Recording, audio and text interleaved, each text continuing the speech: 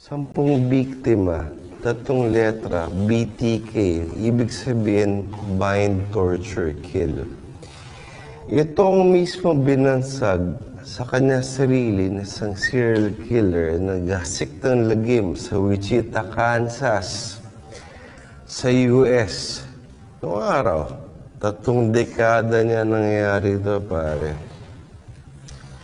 Ano nga ba iniisip ng isang serial killer? Ano nag-uudyok sa kanya para pumatay? May mga tao bang pinanganak na ganito? O gawa lang ba ito ng lipunan? Pero, bago masagot ang lahat, gusto lang sabihin ni Luigi na You pet me. SWAT.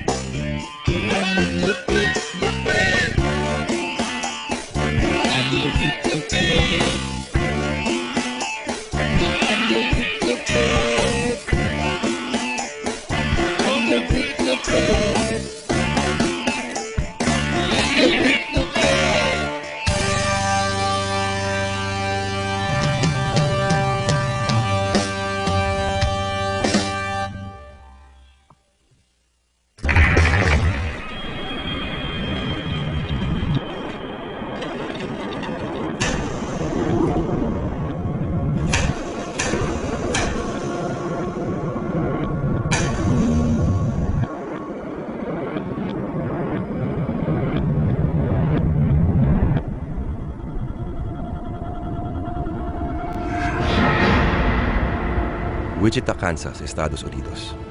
Ang isa sa pinakamalaking syudad sa tinatawag na Bible Belt sa American Midwest. Isang komunidad kung saan kampante ang mga tao na ligtas sila sa sarili nilang mga tahanan. Ang kaligtasang ito ay binasag ng magsimulang maghasik ng lagim, si BTK o Bind, Torture, Kill. Isang serial killer na sobrang lupit, maging ang mga pulis ay natatakot para sa kanilang kaligtasan.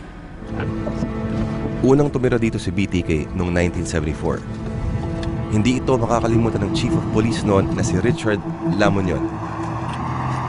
This is the house where it all started. This is where BTK made his first hit over 30 years ago. This particular one was highly unusual, took all of us by surprise.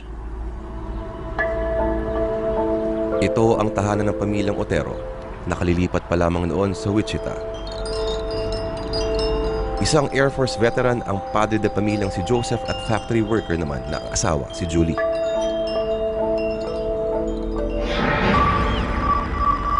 It was very shocking for the officers when they came up.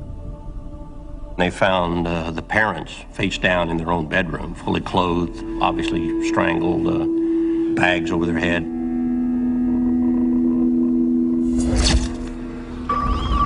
Patay naman sa sakal ang 9 na taong si Joe Jr. na nasa hiwalay na kwarto. Pero may isa pang sorpresang